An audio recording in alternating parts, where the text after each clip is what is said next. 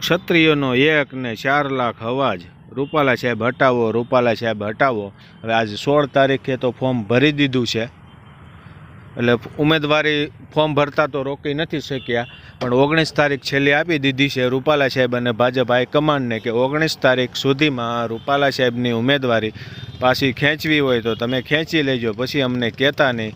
ક્ષત્રિય સમાજ દ્વારા રતનપર ખાતે અદ્ભુત ઉત્સાહ સાથે 5 લાખ જેટલા ક્ષત્રિયો અને 18 વર્ષનો સાથ લઈને મહાસંમેલન થયું હતું.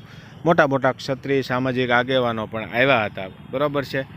એની અંદર 13 એકર મેદાનમાં લાખો માણસો ભેગા થયા હતા અને 1 લાખ માણસો તો ટ્રાફિક જામમાં ફસાઈ ગયા હતા, કારણ કે એક સાથે એટલા બધા લોકો આવે એટલે ટ્રાફિક જામ થાય, લાખો માણસો આવે ત્યારે. હવે આગળનો પ્લાન શું છે કે બીજું સંમેલન યોજવાની પણ વાત કરી છે અને 19 તારીખ સુધી રાહ જોવાની છે, કારણ કે ઉમેદવારી રદ કરવી હોય કે પરત ખેંચવી હોય તો એના માટે છેલ્લી તારીખ 19 તારીખ છે.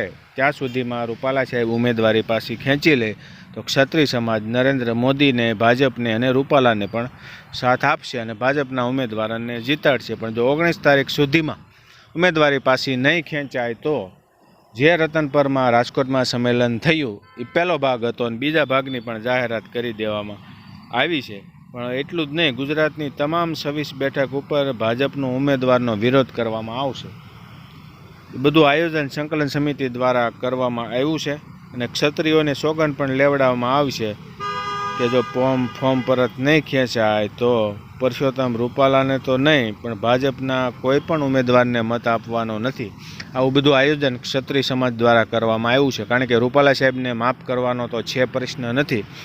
ગાંધીનગરમાં ક્ષત્રિય આગેવાનો સાથે બેઠક પણ થઈ હતી, મુખ્યમંત્રી, ગૃહમંત્રી હર્ષ સંઘવી, પણ બેઠક નિષ્ફળ ગઈ હતી.